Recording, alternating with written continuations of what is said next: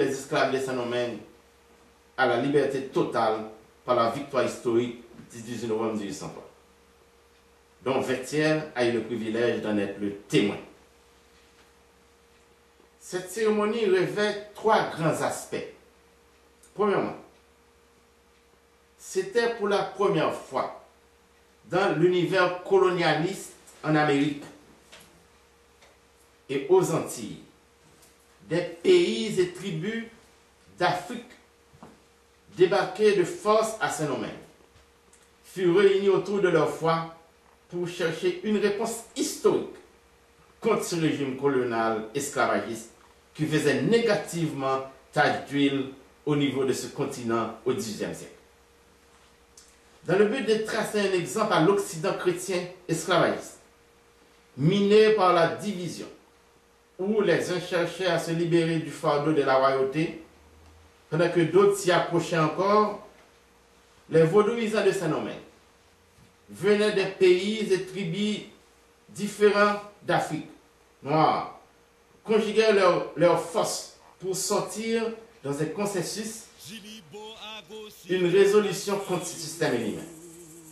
Cette démarche, entreprise par les nègres de Saint-Domingue, représente la première initiative humanitaire qui servira plus tard à l'Occident chrétien de modèle à la recherche de la paix sociale et des droits des peuples, dans des guerres fratricides qui le déchireront plus tard.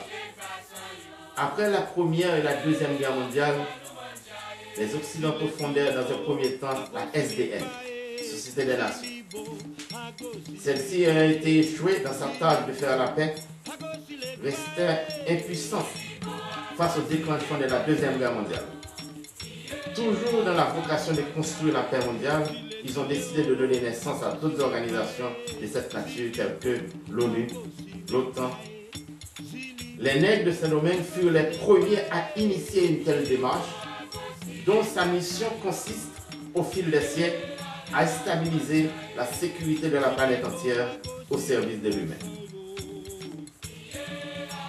Et sortant des rites et des initiations différentes, les nègres de Saint-Domingue fusionnèrent leur foi en une foi unique pour donner naissance à la foi vaudou, en vue de déclarer à l'Occident chrétien une guerre vaudou, dans l'espoir de bâtir un pays vaudou.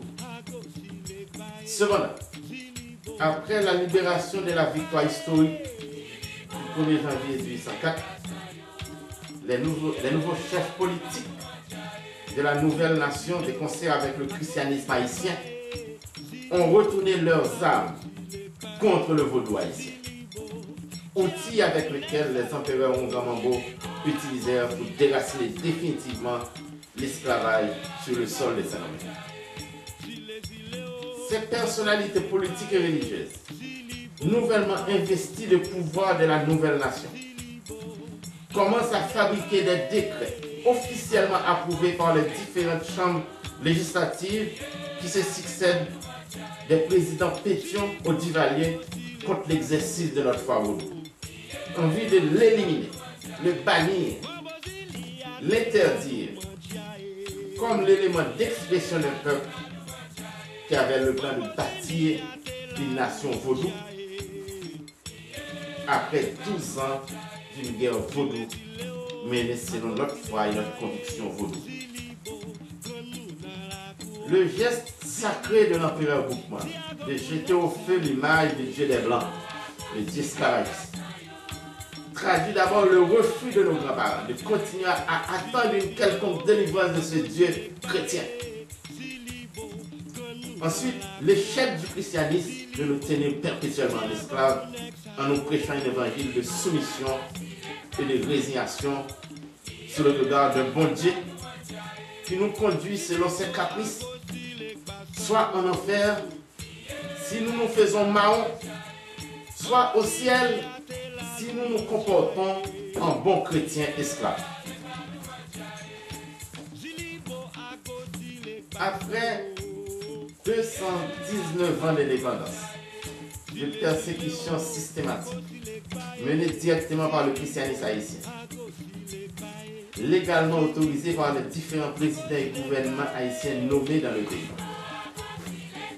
Où est-ce que le secteur vaudou haïtien en est présentement? À l'approche de 200 ans de notre indépendance,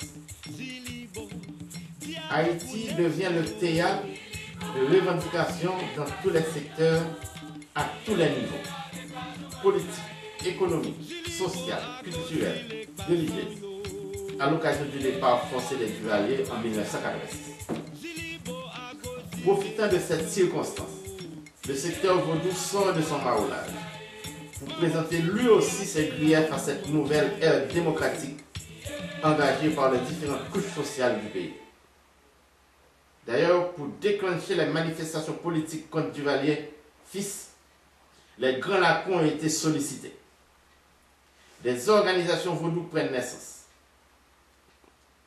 et ont donné le coup d'envoi à une véritable lutte pacifique à la recherche de leurs droits. Aussi, des organisations vaudou telles que Zentrailles de l'Empire Ira Simon et du Munganda de Nanache,